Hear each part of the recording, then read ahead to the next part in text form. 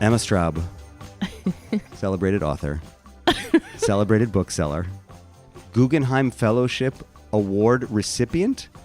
You can actually just call me a Guggenheim Fellow. That's what we're called. Guggenheim Fellow. And also, by the way, one of the first guests on the Third Story podcast, which we should not Very overlook. important. I'd like to add one more job title to your resume that many may not know.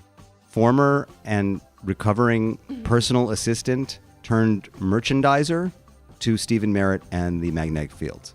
Yeah, I mean, I would say those in the biz would say merch girl. Yeah. Magnetic Fields merch girl. And yes, Stephen's personal assistant from 2002 to 2006. Okay. Something like that. So before all of these other wonderful things happened for you, just tell me the story. Okay, well, one thing that I'll say is that, I mean, it does sound like it has nothing to do with my life as a writer, but it's actually not true because the Magnetic Fields, they've got a really smart fan base, and a lot of their fans are incredible writers.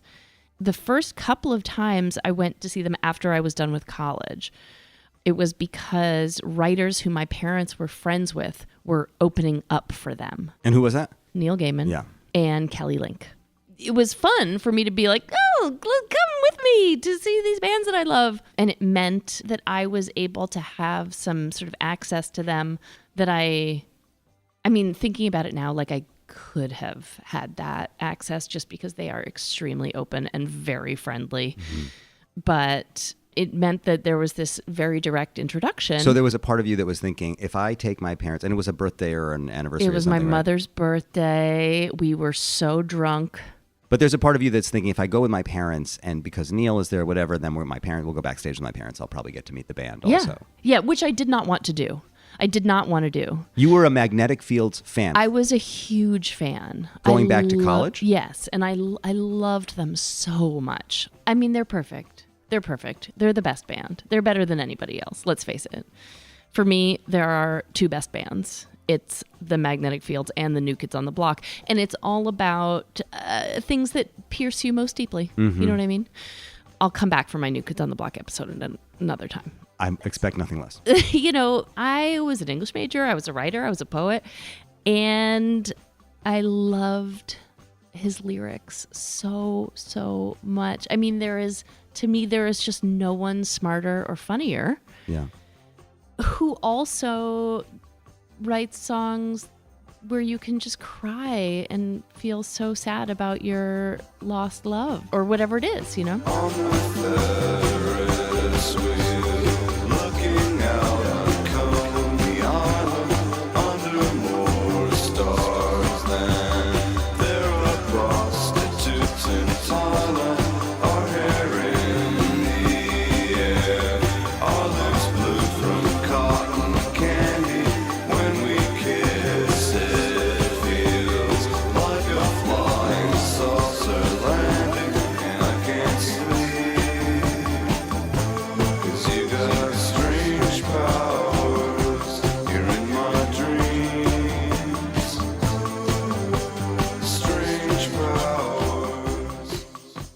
It's smart and it's emotional. It kind of ticks both boxes. Did you start with 69 Love Songs, or had you found their records before that? I think 69 Love Songs was out. I remember I bought them individually. That was a thing you could do? That was a thing you could do. Because there were 3 albums, each there were of 23 songs. Yes, so it was a 3 CD box set, but I bought them individually first. What was so nice was that they had so many records already, so I sort of gobbled them up all at once. Yeah. Yeah, and then it was so soon after that I graduated from college and I was working in publishing and I hated it.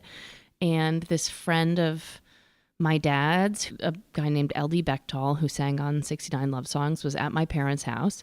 And he said to my parents, Stephen is looking for a personal assistant. I think he thought my parents might just they were like grown-ups. Yeah, they Maybe might know they knew people. how that worked. And I just sort of volunteered myself. And then a couple of days later, Claudia, Claudia and Stephen met me at a coffee shop in the East Village and read me Stephen's to-do list And I was like, oh, I have this job. The fact that you met with Claudia is a key detail also, because Claudia Gonson is Stephen's longtime partner. The magnetic field, Stephin Merritt is basically the songwriter and the creative force, and often the singer. And Claudia has been there from the very beginning. They met when they were teenagers. She was in high school, I think, when they met. Yeah, I think she was 16. Her older sister brought him home. And then Stephen became friends with Claudia. She's been a musical partner, is his manager, I believe, or the manager of the magnetic field, has been kind of everything to him. Yeah, she sings, she plays piano. She used to play the drums, and then the drums were too loud. But yeah, I mean, if you're trying to get to Stephen, you're going to go through Claudia. Right. Washington, D.C., it's the greatest place to be. It's not the cherries everywhere in bloom. It's not the way they put folks on the moon. No, no, no. It's not the spectacles and pageantry, the thousand things you've got to see. It's just that's where my baby waits for me. So you met with Stephen and Claudia all these years ago. How many years ago is this? 20-something years ago. 23 years ago. Right. And you have a meeting with the two of them. Did you know what the dynamic was between the two of them before you sat down at that meeting? I guess I had an idea. Yeah, I think I understood a little bit just because, like, in the setting up of that, I understood. And I had seen them live several times already at that point. Yeah. So I understood their banter, which feels like a sibling relationship where, you know, sometimes they're sort of bickering, but you understand there is such a depth of experience between them that is quite beautiful. Being a personal assistant to an artist is not all rock and roll all day long. What did you do? Oh, it was great. I've never before felt so like I could do a job.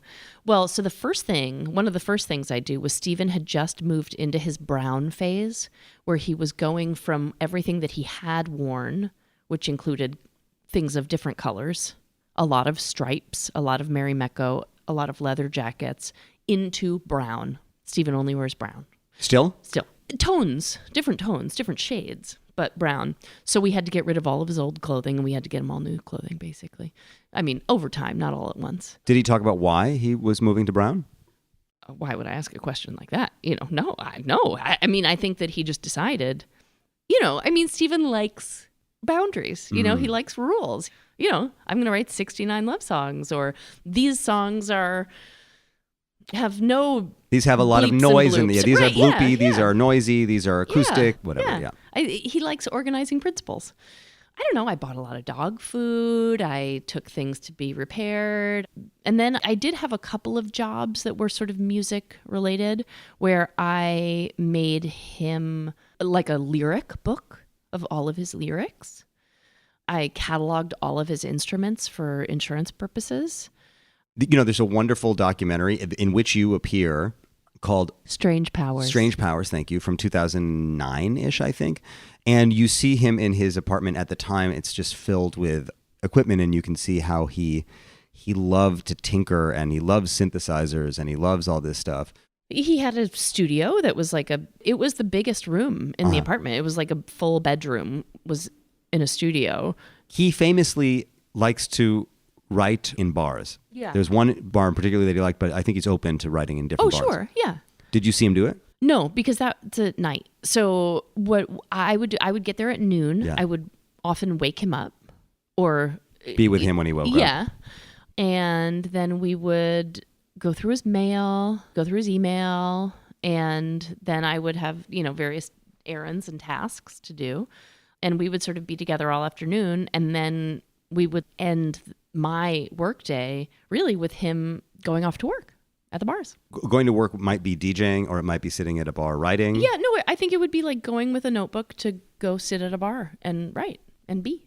Your sense of it was that was the work. Yeah. Go to the bar and write. Yeah, for sure. Did you ever get a sense of why that was, or what was going on? Like the chaos somehow unlocked something for him? Yeah, I don't know. Don't you think that all writers are weird? Like all writers have things that make it easier or harder for us to do what we need to do. And I don't know.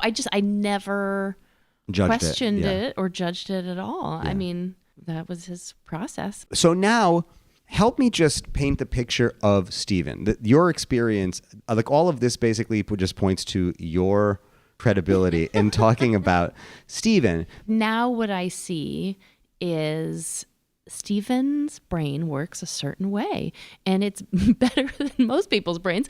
And like, if you ask him a question, he's going to think about it before he answers. And most of us are not used to people doing that. And so, especially if you're like an anxious person like I am, like I love to fill air. And so when you're talking to someone and they're not saying much and you're starting to, things can go off the rails. But really, like, he will answer the question and he will be as forthright as he cares to be. You know what I mean? Like, he's not gonna be some like mushy interview for you, but he will genuinely think about what you're asking him and try to answer to the best of his ability. Like, he's not rude. He's not. He is careful and he's thoughtful. And I feel very protective of him. Well, clearly, and I was able to speak to him for this episode because you made that happen.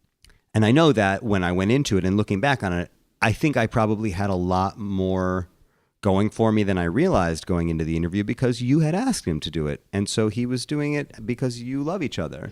And I went in, having thought about him deeply for like 2 weeks before talking to him and asking you all these questions and thinking about him because his story is so unusual. His music is unusual. His brain is unusual. The way he's approached his career is unusual. The sounds that he is attracted to are kind of eclectic and hard to pin down. He's so prolific. I mean, as you say, he decided to make an album called 69 Love Songs. Years later, he decided that for his 50th birthday, he would write 50 songs, each one representing a different age of his life. And he seems to do it very easily. I mean, in fact, I asked him about 69 Love Songs and I said, did you get to 63 and think just 6 more to go? And he said, no, of course not. I overwrote. I wrote 100 songs to get to the 69. So it was not, for most of his career, hard for him to write. On the other hand, the part of his story that is so fascinating is he moved something like 23 times before he was 18 years old. He didn't know his father until he was an adult. His mother was a kind of searcher in her own right and took him along for the ride. And that can go a lot of different ways. I still am not totally clear on whether or not he is exceptional as a result of that, or if she sort of got lucky or they got lucky with each other that he turned out to be a very exceptional and unusual kid who, through that process of having been moved so many times, actually found a voice in the midst of all of the disruption. So that's what I was thinking about going into this conversation. Like, I wonder what I can get to in this, where are we going to go in this? And I was asking you all these questions, and you prepared me a little bit. He grew up gay, short, being moved around the world by his mother, having to sort of fend for himself. And somewhere along the way, he discovered books and music. And I think that it's fair to say kind of saved his life. And movies. And I mean, Stephin, he knows everything, like about science fiction movies. He knows every record. Like, he's like a hungry hippo for the things that he loves. It's one of the reasons that my dad loved him so much. And I think it's because they had a similar thing where, like, you're a kid and you're in a space that maybe you're like, well, I'm not like everybody else here. And then you discover those people out in the world coming to you through records or films or books. Right. And Stephin said that he thought maybe he was going to be a filmmaker. He wanted to be a film director and a writer.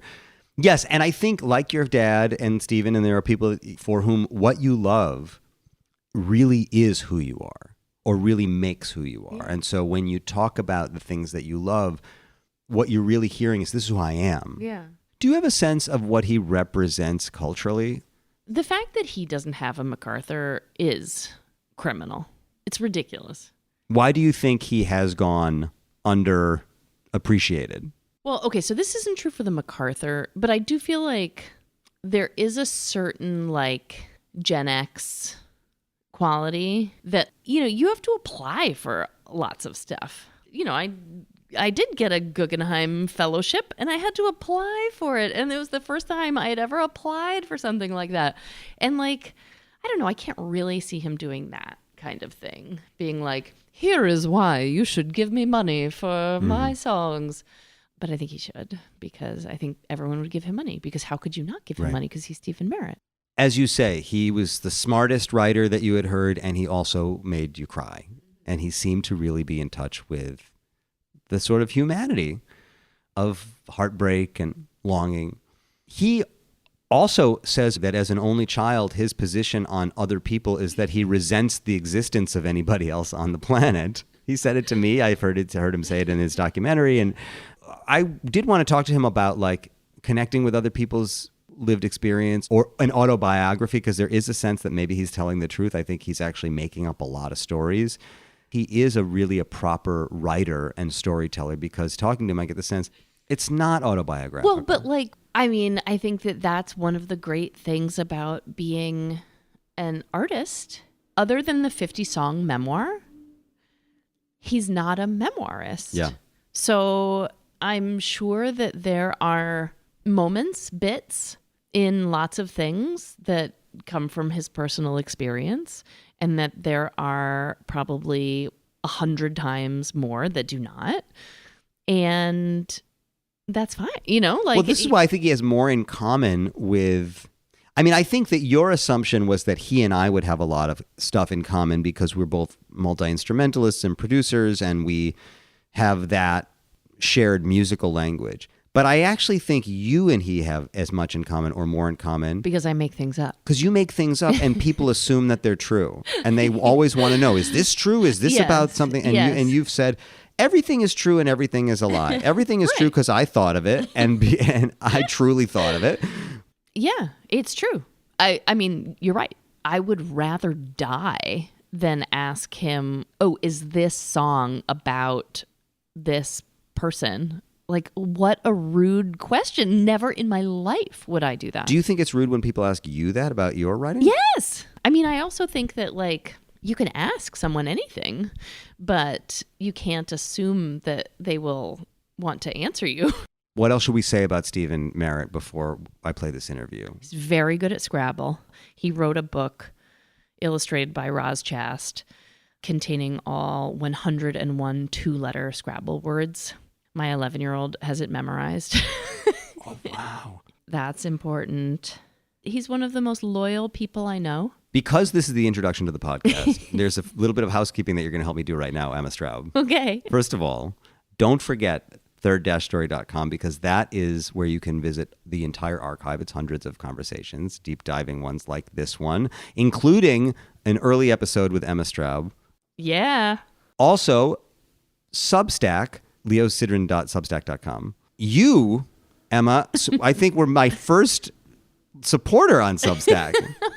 We have to support the artists in our life. I love Substack. I love that community. I think it is a really fun place. You have a Substack too. Yeah. What is it? I don't know. It's Emma Straub. It's emmastraub.substack.com. I guess so. I think so. So that's another place that you should go and hang out if you want more of this wonderful stuff. The podcast is made in partnership with WBGO. It's wbgo.org/studios. Also, books are magic. If you live in Brooklyn, you got to go to Books Are Magic. And if you don't live in Brooklyn, you can go to www.booksaremagic.net. You're going to want to say .com, but it's not. It's .net. Emma Straub, thank you so much for providing some context and positivity and energy to this wonderful conversation. My pleasure. Stephen's the greatest. Hooray, hooray. The book of love is long and boring. No one can lift the damn thing. It's full of charts and facts and figures and instructions for dancing. But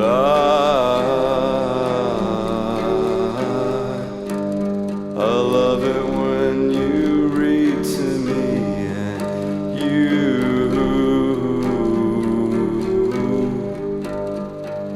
can read me anything.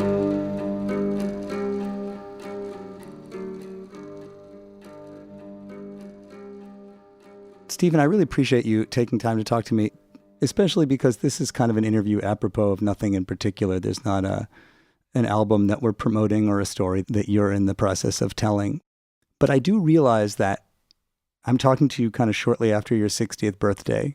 You have gone out of your way to mark certain birthdays and events in your life. You certainly spent a lot of time around your 50th birthday. And I understand even when you turned 40 that you announced it was in fact your 50th birthday. So you leaned into being 50 for a long time.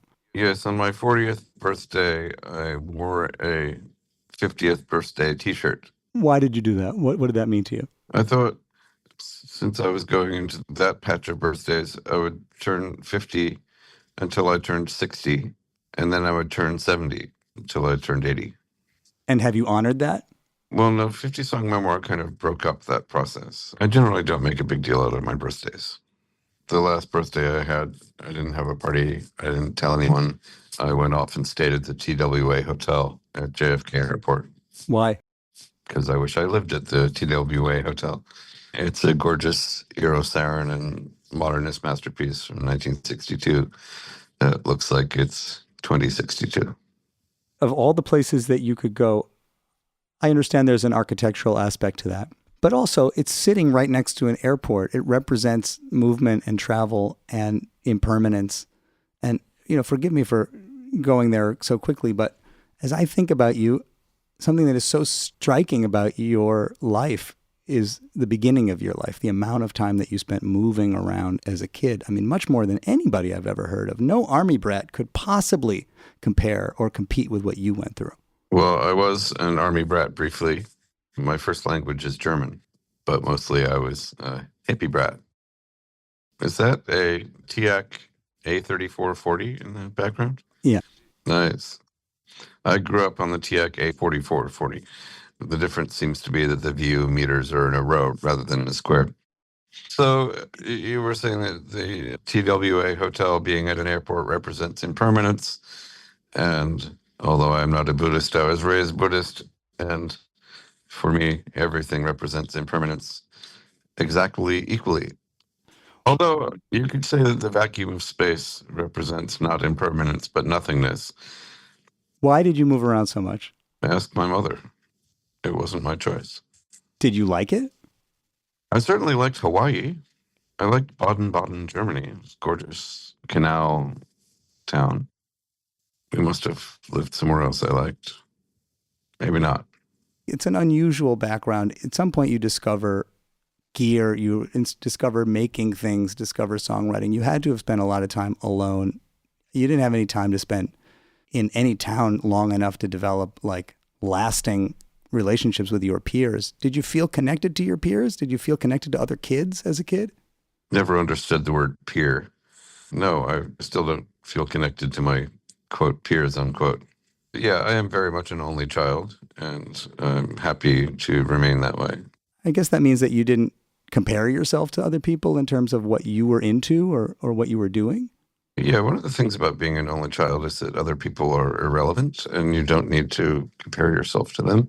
But I also don't know to what degree other people compare themselves to other people, nor do I probably care. But yeah, maybe somebody with a lot of siblings is always comparing themselves to others. I don't know what the point of that would be. Do you think that you have a sense of understanding of what other people go through? Your songs have so often reached into the experience of loss and love and just the human experience in a way that so many people have connected to. Do you feel that you relate to other people and what they go through? If I do, it's probably through other songs. Being an only child is like being a sociopath. How other people feel is not immediately relevant to you. But also, I think being a songwriter, you necessarily have to ignore everyone else for as long as it takes to write the song, unless you're collaborating. And I have just slipped into something that I can't stand from other people's interviews, which is talking about oneself in second person. You are free to lapse into second person when talking about yourself, but I don't like it as an interview tick. Interviews are a tricky thing, man. It's tricky on all sides. I'm very aware of it and the conventions of it. which I try to avoid and also lean into at the same time. One of my favorite things to discuss in interviews is other interviews that I have done, not as an interviewee, but as an interviewer. Robin Gibb was one of the most lovely people I've ever met. It made me feel totally comfortable while contradicting me a lot, saying that the Bee Gees were not a disco band, we were blue-eyed soul. And when I said Americans have no referent for the idea of blue-eyed soul, he was perfectly pleasant about it. And the Spice Girls were just the opposite of that. Melanie B and Melanie C were some of the nastiest people I've ever met. These are people that interviewed you. No, all of them, I interviewed them. There's a part of you that is just a music lover, and you started out writing about music in New York. You wrote record reviews, and you're a DJ, and you're an enthusiastic collector of music. I think it's interesting when you say that as an only child, you kind of don't care about anybody else. But when it comes to music, you care deeply about what other people have done and why it matters. So I've been thinking a lot about AI and whether it will ever be capable of producing music that anyone cares about. And yeah, I wonder if it's true that we love music as a communication from the souls of other people, or whether there are wonderful, profound, and fun and delightful things that can be said in music without there being someone saying them. I look forward to finding out, but like all musicians, I guess I am rather afraid of finding out. And I imagine that AI is going to worm its way into our hearts through ambient music first, in that all it has to do to qualify as ambient music is not be too surprising. If you take the average of 200 pieces of ambient music, probably what you're going to come up with is more ambient music, and some of it might be nice. Sure. Maybe. Whereas I don't think that's going to be true of singer-songwriter music or polka or conceptual music. I think the last thing that AI would be able to work with well is to make an interesting piece of conceptual music. If you gave AI a container and a set of limitations, write 20 songs that are 3 minutes long or less that start with the letter I. If you started to confine it, it would be interesting to see what it does. I understand you're not even talking about it in terms of lyrics. You're talking about it in terms of music. But I actually think that it probably thrives given a set of conditions and a kind of gamification of writing songs or of writing lyrics. Even Sondheim compared writing lyrics to filling out a crossword puzzle. And he had direct experience with designing crossword puzzles, so he knew what he was talking about. Yes and no, though. If you give an unsophisticated AI an assignment to write 20 songs with a title beginning with I, the first song is probably going to be about iambic pentameter. And maybe the second song will be about an ibex. So its concerns are not human, but they're not interestingly about itself either. It's not self-aware. Right, but I think it's demonstrated pretty well that it can pretend to be self-aware. Sorry, I brought up the tricky topic of AI. I really meant something more theoretical. I'm happy that you brought it up because it gives me a sense of what you're talking about. And I want to know what you're thinking about and talking about right now. I mean, that's kind of the purpose of what we're doing. But it is interesting because, I mean, I have heard you in past interviews talk about how you don't feel that your lyric writing is necessarily autobiographical, and that while it might not be like filling out a crossword puzzle, that there is something of a craft in it, and that you don't necessarily feel like you're revealing yourself. I would say not that I don't find it autobiographical, but that the way in which it's autobiographical is usually trivial. In Will You Love Me Tomorrow, Jerry Goffin is not expressing his own personal wish to be loved tomorrow, and he's not expressing the Shirelles' wish to be loved tomorrow.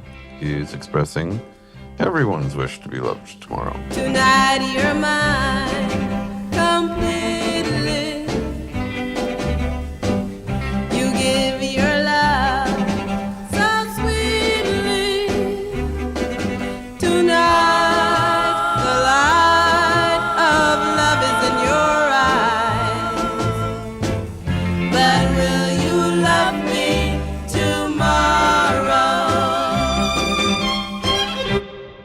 If it were autobiographical, it might have too many place names and awkward pronouns and things that he wouldn't want the Shirelles to have to be singing about. For one thing, he was married to the person he was writing the song with, and so it could have been very, very awkward. Because if she didn't love him tomorrow, it wasn't going to go well for the rest of their careers. But in your extensive experience of writing love songs, have you dipped into the well of your own personal desire, loss, hope, attraction? It certainly feels like you have. I'm sure I have, but the distinction between the experiences that I'm describing of my own and experiences that I'm describing that everyone has, I don't like the songs more because they correspond more to my own personal experience. The song that I really like performing live is Zombie Boy, maybe partly because it's distant enough from my own experience and it's intentionally shocking to a silly degree. If I wrote about my own experience, I could very easily make it intentionally shocking to a silly degree, but it wouldn't be about necrophilia and necropedophilia with magic and science. It wouldn't be Zombie Boy. 2 roosters I slew, and with all of my might, I prayed hard for you in Haiti at night. Your skin has turned blue, and your hair has turned white. Must be the voodoo of this Haitian moonlight. I like that you say that maybe you learned about the concerns of other people through other songs. I think probably you also learned about it through books and film. I know that you were originally drawn to film. I mean, what I've heard is that your first hope before thinking you'd be a songwriter was maybe you'd be a film director or a filmmaker. I think you learn a lot about relationships with other people through greeting cards and what people really want to hear in life that can be conveyed through greeting cards. It's like, happy graduation, and congratulations on your new baby daughter. Happy Mother's Day. These are important things to say that you don't really say in songs. Maybe they're just too simple to say in songs, but they're also too specific. But people want their particular important life events to be important to other people, if only for the 30 seconds of buying the greeting card. But they're also good for telling you, this you can joke about, this you can't joke about. Like, you're not making a joke about someone giving birth. I have learned the hard way in some cases when not to make a joke about someone else's important life event.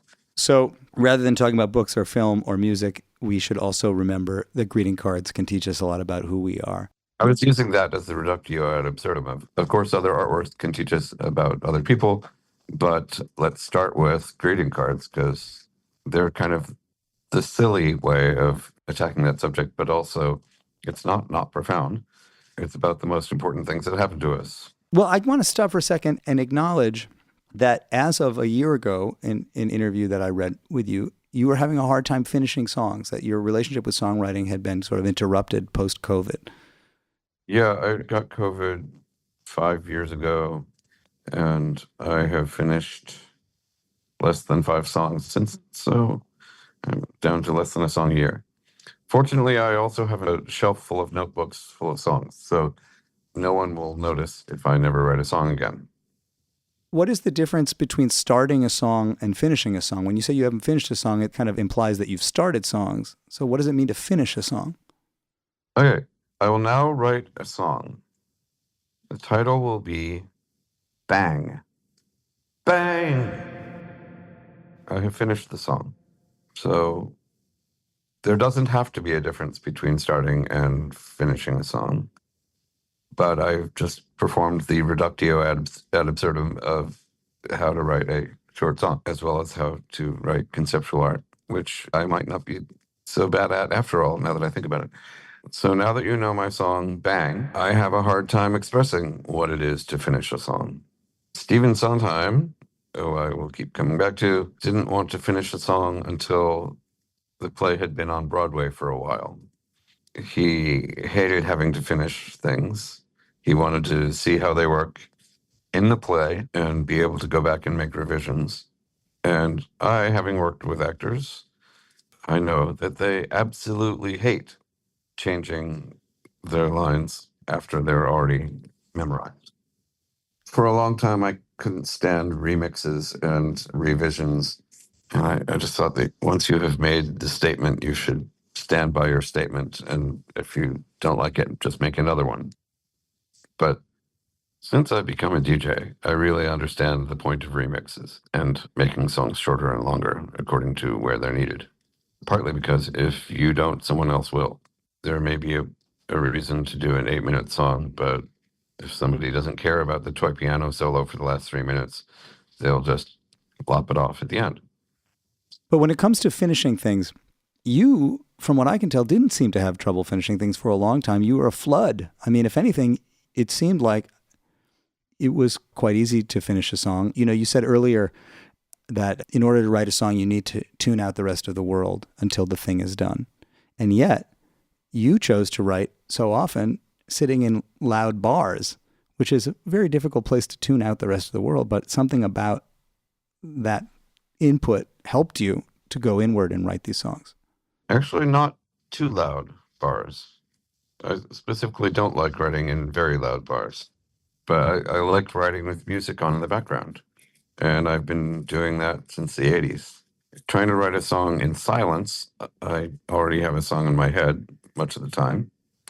For the last 2 days, I have had an unfortunate mashup of Marianne Faithfull's Go Away From My World and Jimmy Buffett's Margaritaville, because unfortunately there's a little bit of melodic overlap between those two songs, and I start with one and end up in the other. It's driving me crazy. Go away from my world.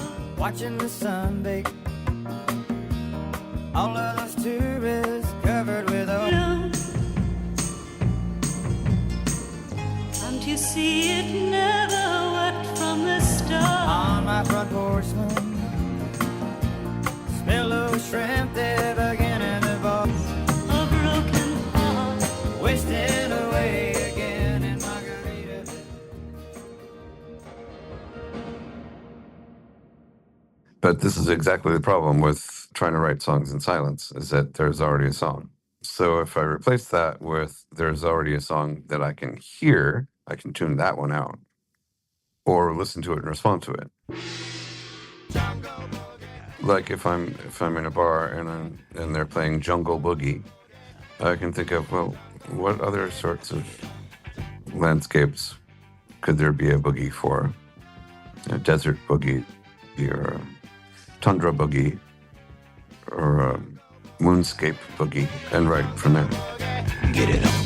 So this points to part of the way you like to write, which is to write with a concept, right into a concept. So many of your extended projects have been conceptual. Obviously, the best known is 69 Love Songs, which I understand evolved a little bit from the original concept. But I mean, at a certain point, you knew you had to write 69 of these. And I imagine that there was a time when you had 62 of them written and you knew that you just had 7 to go. Well, no, because I knew I was going to overwrite. So I stopped counting at 100.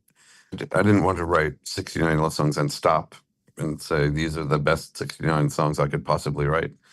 I deliberately overwrote. So yeah, there was no point where I was saying, oh, 7 more to go. It was more that I was choosing from a pool of songs that I was writing. Why did you reduce it to 69? I think originally you were thinking you would do 100 and then you reduced it to 69. Is it the sort of innuendo of 69? So both numbers are good. 100 is better in some ways. It's more Warholian, it's more commercial, it's more easily divisible. It's 10 by 10, 5 by 20, 4 by 25. 100 songs is a great idea. But for love songs, 69 is a lot better because it directly relates to an act of love, if not the act of love. So I only thought of 100 love songs for about 2 minutes before I came up with the more promising number of 69. As I understand it, you were approached over time occasionally to try to adapt it for the stage, but your insistence was only if all 69 were performed. You didn't want a reduced version of it on the stage. Well, I don't say that those 69 need to be performed, but that there need to be 69 songs and that they should all be love songs. They don't need to be those ones in particular. I can write more, or there could even be songs from my other albums. I wouldn't probably look kindly on a show called 69 Love Songs that was 69 love songs by other people, but I don't know. I could imagine exceptions to that, as long as it wasn't disrupting the original idea. 69 Love Songs hasn't made it to Broadway, but... Well, parts of 69 Love Songs have made it to Broadway in the show All In. Oh, you were about to ask me. Perfect. I've interrupted you. Sorry. You've answered the question. Yes, in the show All In, which was fully written before I had any knowledge of it. So my only role was to agree to it and then to go see it on stage. It is an example, I think, of what so many songwriters talk about, which is that once you put your work out in the world, it sort of ceases to belong to you to a certain degree. Well, I wonder what your experience of hearing those songs in that context was. It was like hearing other people's ideas of what my song means. I try not to talk about particular covers of my songs. I encourage them. I like them to exist. I feel like their success rate is wildly variable. But that's true of practically anything.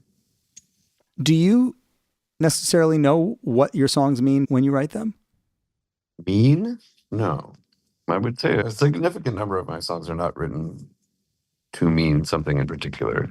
I didn't write Punk Love to express a feeling that could only be expressed with the words punk love.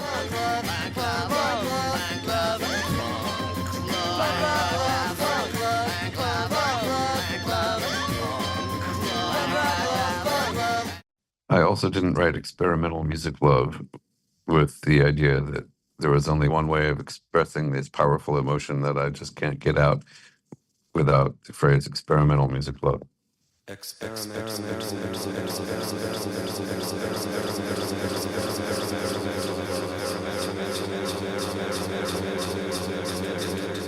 However, I'm not sure there is any other way of expressing bang. So some of my songs mean more particular things than others, I guess. I mean, the overall meaning of any of my songs is, this is what my record collection looks like. And this is how my brain works. This is exactly what I wanted to get to with you, because I think that you reveal a lot about yourself, not only in the words that you say, but also in the references and the musical references, which are eclectic and all over the place, but that add up to somebody who loves a lot of different kinds of music. And, you know, you haven't particularly constrained yourself, but it is clear that electronic music and dance music was very meaningful to you. And you return to it over and over again. The relationship with synthesizers is kind of coming and going, and it seems like it's a root relationship for you.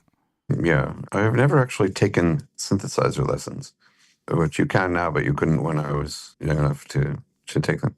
But I did take organ lessons, and that for me was my most important music lesson experience, was the feeling of putting down your left big toe onto a bass pedal and having it literally shake the gigantic room, the huge stone room, playing a church organ.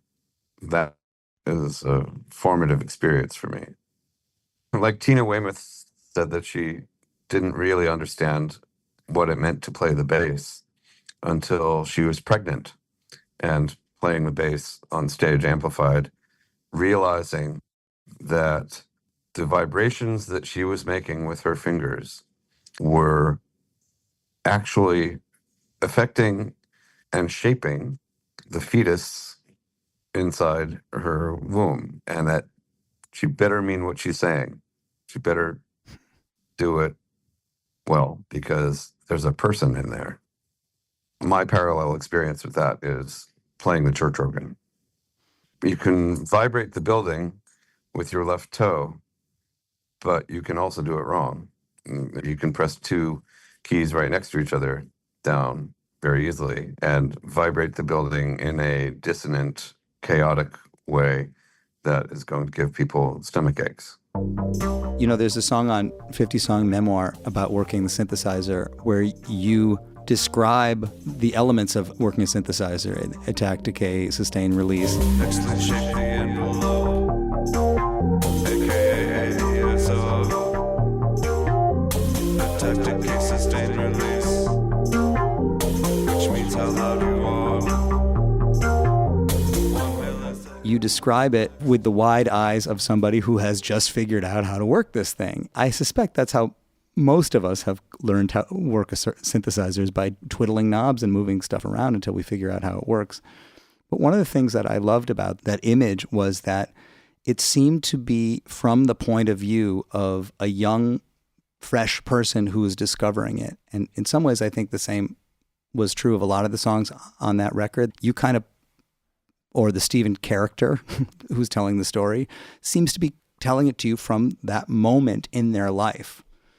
Did you go back and try to put yourself in the headspace of a 4-year-old Stephin, a 10-year-old Stephin, a 15-year-old Stephin, dancing and loving and moving and longing? Did you have to go back into that version of yourself as you were writing those songs? It's 10 years ago, I don't remember.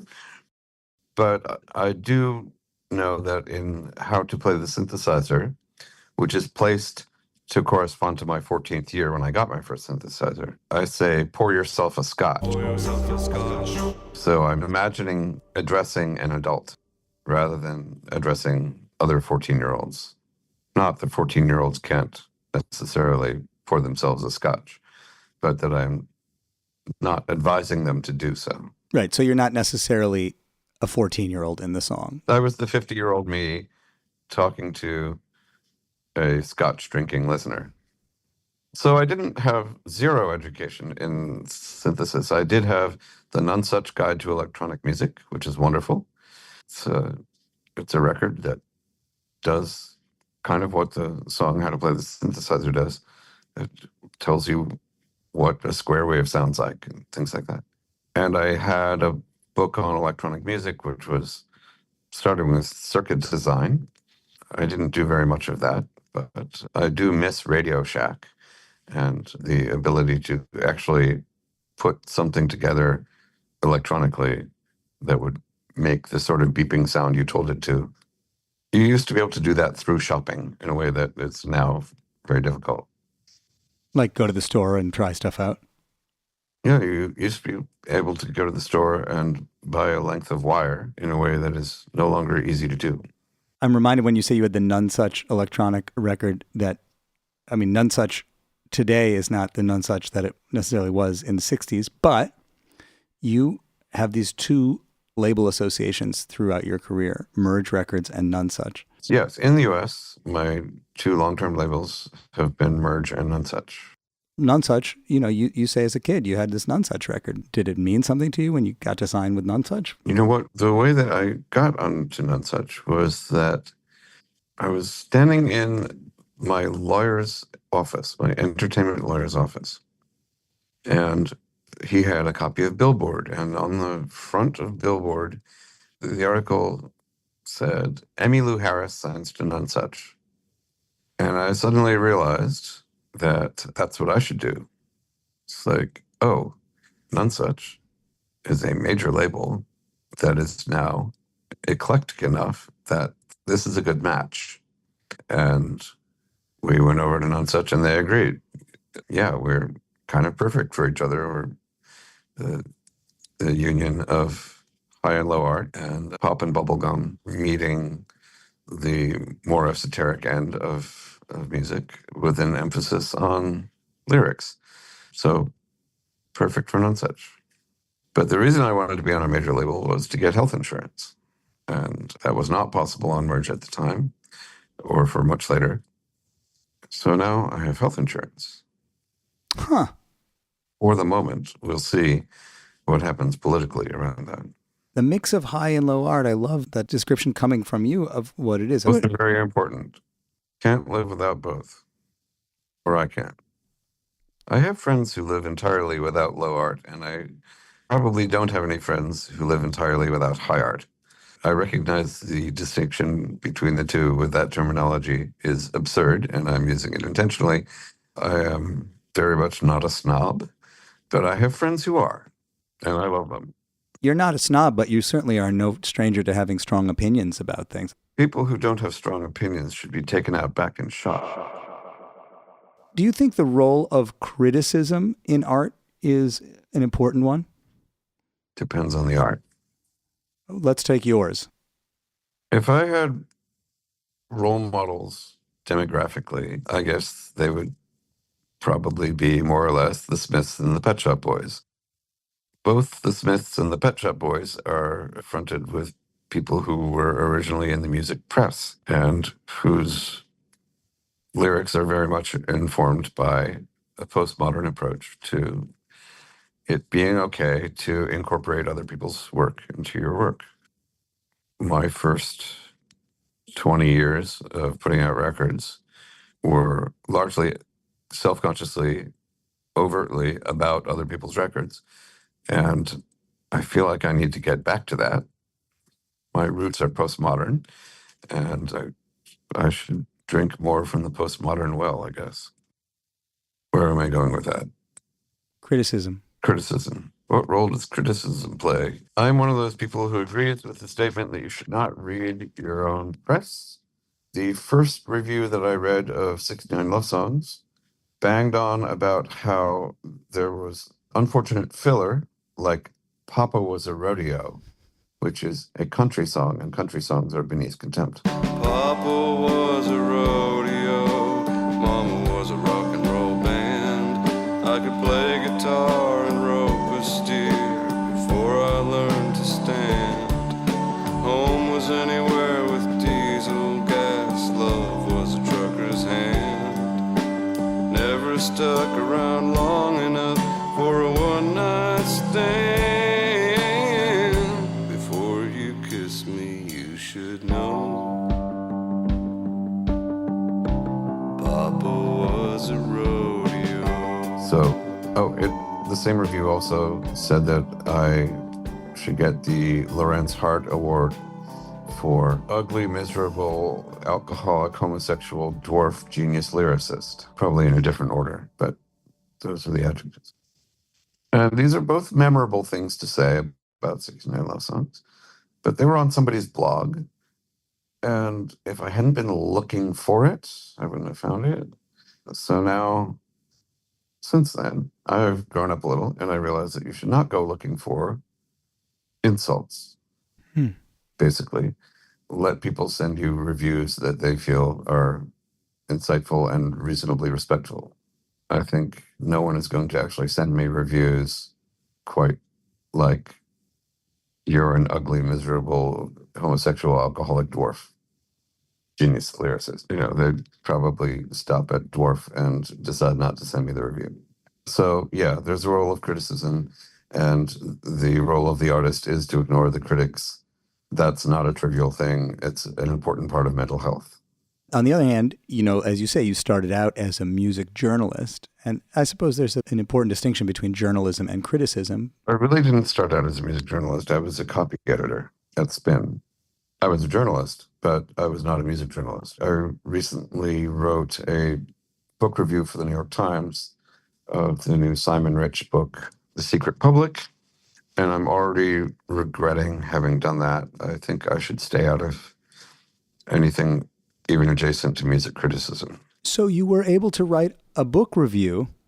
I mean, that's just an interesting thing about the way the brain works, right? Like it's hard to finish a song, but you wrote a book review.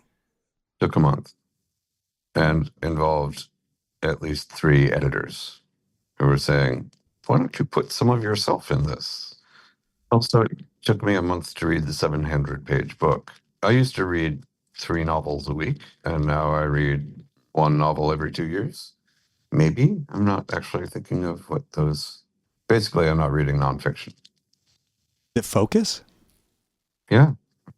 I actually had this problem in college, too, where I could read myth, I could read fable, but mostly I was reading nonfiction, being in college. but I had a hard time caring about characters, knowing that they weren't real. I had that actually for film also. And you're having a hard time writing about characters that are not real also. Mm. Yeah, but it's easy to write. There's in songwriting, generally it's too short to have truth value. The Steve Miller song "I Love You," where the entire lyric is "I love you," arguably has no truth value because if he is singing to a particular person who he does in fact love, he is also singing to a million people who he's never met and presumably doesn't love, except in a different sense. Maybe if he happens to love everyone, but is that love? Truth value in songs is just a cloud.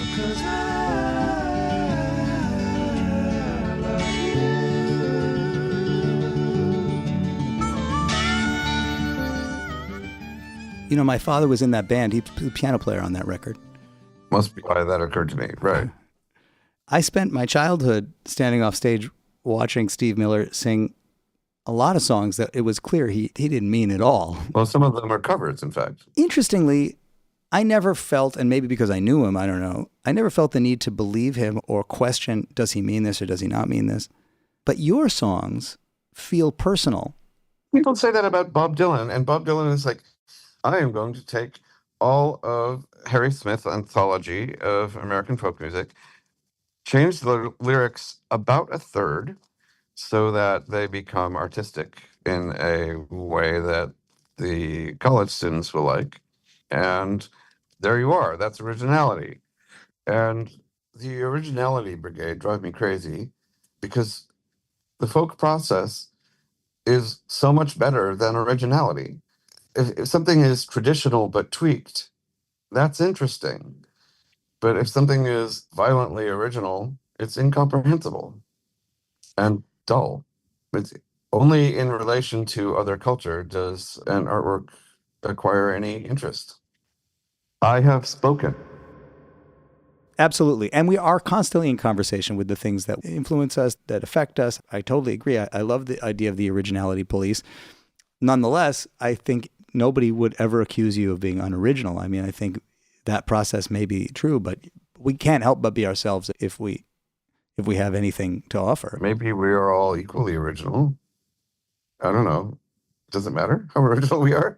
Again, comparing yourself to other people is not my forte. No, I get that. And it's because it's funny. One of the things I wanted to ask you about earlier, you could feel that I was kind of leaning towards it. It's like, well, did you feel that you were different? Did you recognize that you were special? Did you know you had a gift? Did you know you had a talent? I mean, you grew up so different that it would be hard to compare yourself to anybody else, but you were compelled to do a thing, to express yourself, to create stuff at a time when a lot of kids are not.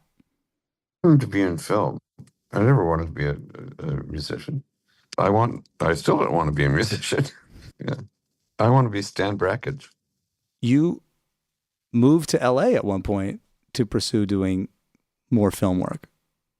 Soundtrack work, yeah. But initially you wanted to be in film. I wanted to be the auteur. But before that, I wanted to be a planetarium artist. As a teenager, I was a megalomaniac. As a child, I was a megalomaniac. Before I wanted to be a planetarium artist, I wanted to be the auteur imagineer. I wanted to be Walt Disney. I wanted to design my own theme parks, which would only trivially happen to include movies that anyway, I wanted to be Wagner, essentially. Wagner or Disney making a glorious Gesamtkunstwerk that would swallow the world. Now I want to write Bang, which is arguably a Gesamtkunstwerk swallowing the world. Have you been to Luna Luna? No, I have not been to Luna Luna. It seems like a great place to take pictures. It's very Instagrammable. Yeah. This is the right age for Luna Luna. Maybe I would want to go off hours. I don't want to be in a crowd of people who is at Luna Luna. What does that mean? You don't necessarily think you want to be a member of that mob? I don't want to encounter a group of screaming children who are encountering Keith Haring for the first time. It seems kind of grubby. Maybe I can go when they're closing it, because it seems like watching them disassemble it would be fun. Note that I have just said in 2 minutes that I started out wanting to be, as a child, a theme park designer. And then I pivot 2 minutes later to being horrified by children encountering a theme park. Yeah, sorry, I don't like children.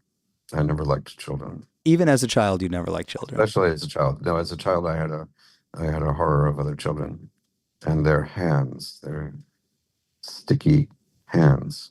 Disgusting. They're basically overgrown zygotes. Did you want to be older sooner?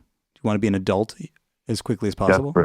Desperately. I hated being a child. Did you try to act older? Do you remember trying to pass as older in some way?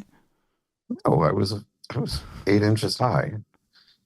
But you were ready to get out of that phase. I was carded on a daily basis until I grew a beard. In my 40s, I was carded. So, yeah, I'm inherently childlike, I guess. To your dismay and chagrin, considering that's not what you were going for. My horror, yes. When you say this thing about being carded, it brings up the question about bars and drinking and the role of just drinking in your creative process over the years. I was actually talking about cigarettes even. They didn't even believe I was 18, let alone 21. But yeah, drinking too. Yeah, the role of drinking is important. And I seem to be part of a long tradition of artists for whom the superego must be poisoned in order to let the brain function properly. It's a bad recipe for longevity. I'm not interested in longevity. My 83-year-old mother really wants to live to be 100, and I have no idea why. She can't explain it to me. Do you find yourself drinking as much today as you did when you were writing all those songs? 69 love songs and 50-song memoir and those big projects? No. A little goes a long way for me. So I drink for a long period of time, but I don't drink a lot during it, actually. I haven't had more than 3 drinks in a day, even on New Year's Eve, in a few years. But drinking has been part of the process. Yeah, specifically alcohol. Marijuana doesn't work for me creatively. I am good at having one drink and then having an outpouring of creativity, which vanishes after 2.5 drinks. But one drink, superego shuts down a little, and I'm able to have uninhibited creativity. I'd be interested in exploring what other kinds of mild poison would have that effect, but so far only that. Although when they were trying to treat my long COVID, a psychiatrist put me on the 2 childhood speed drugs, Adderall and Ritalin. I don't remember which was which, but one's like my blood pressure to 199, and the other one made me narcoleptic, and that was on the child's dose. But the one that only made me narcoleptic rather than making me unable to stand up also made me feel normal. Like my brain was working at its normal level of alertness and fizzy creativity that I haven't had since COVID. So maybe somewhere there's a chemical that would work for me. Otherwise, I have a shelf of notebooks of finished songs ready to go anyway, so it really doesn't matter. So when you take these notebooks off the shelf and you open them, do you remember what you find? Are you surprised by yourself, what you discover there? I try not to look at them too often. I have something in my own work method that is like the folk process, where if I forget how the melody went a bit, it's probably an improvement because the way I will stitch it together will be smoothing over the rough edges. It's like sea glass. You want it to be like Irving Berlin, saying things in the simplest way. I just read in The Economist, I think yesterday, there's a quote from Johnny Cash saying, the way to say anything is to just say it.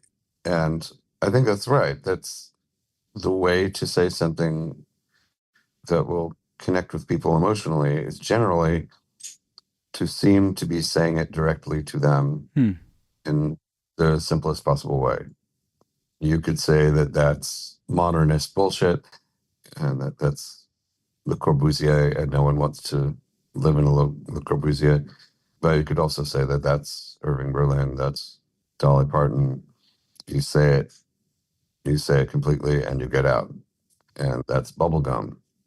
And that's folk music. You have 5 notes and you talk about a ghost in a Scottish castle for 3 minutes and then you stop. And it sure was sad about that ghost in that Scottish castle. But isn't life like that?